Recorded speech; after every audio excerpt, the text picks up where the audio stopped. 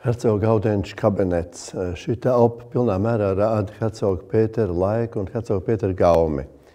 1772. gadā nomira vecais hercogs Ernsts Johans, pili mantoja viņa atraitne Benīna Gotlība, kur nomira vēl 10 gadus vēlāk.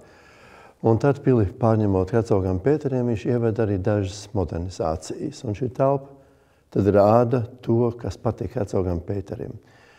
Savukārt pat restaurācija galvenokārt saistījās ar grieztu gleznojumu restaurāciju, ar tēmu par Venēru un Adonīdu. Arī bija samērā bojātā stāvoklī, bet to izdevās nevainojami restaurēt. Šīs telpas apmeklējuma vidū pat vērtīgākā mēbele ir šis te priekšmets. Un vērtīgākā ne tikai šajā telpā, bet visā mūsu kolekcijā. Šo te zemo skapīti ir derinājis franču mebeļmeistars Jean-Sani Rīzeners, kurš strādāja karalim Lujam 16. Marijai Antonetei un kas savus priekšmetus, savus mēbeles parasti izgatavoja tikai vienā eksemplārā. Arī šai mēbelē mēs neesam atraduši nevienu tiešu līdzinieku.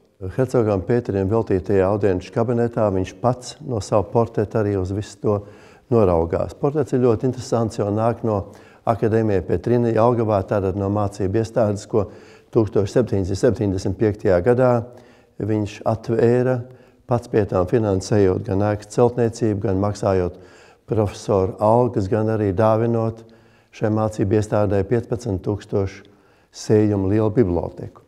Un portrets ir galvenā gleznotāja Friedricha Hartmana Bariziena darbs, un atradās Akadēmija Petrina sēžu zālē.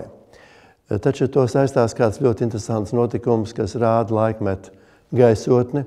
1790. gadā Akadēmijas audzeknis, vēlāk pazīstams dzejnieks un arī tāds sabiedrisks darbinieks Ulrichs von Schlippenbachs, Franču revolūcijas ideja ietekmē sadūra šo portretu. Hercogs bija ļoti apvainots par to, lika ielikt von Schlippenbach karcerī un portretu paņēma pie sevis atpakaļ uz Jelgavas pili. Un 1795. gadā, aizbraucot no Kurzemes, viņš to atdāvināja savam privātu ārstam, profesoram Groškem, kas arī bija viens no Akadēmija Petrina profesoriem. Un Grošks savukārt to deva Kurzemes provinces muzejam, kurā tas atradās līdz pat pagājušā gadsimta 30. gadiem, kad to pārved uz Rīgas pili, kur tas atradās savukārt Rīgas pils prezidenta reprezentācijas telpās.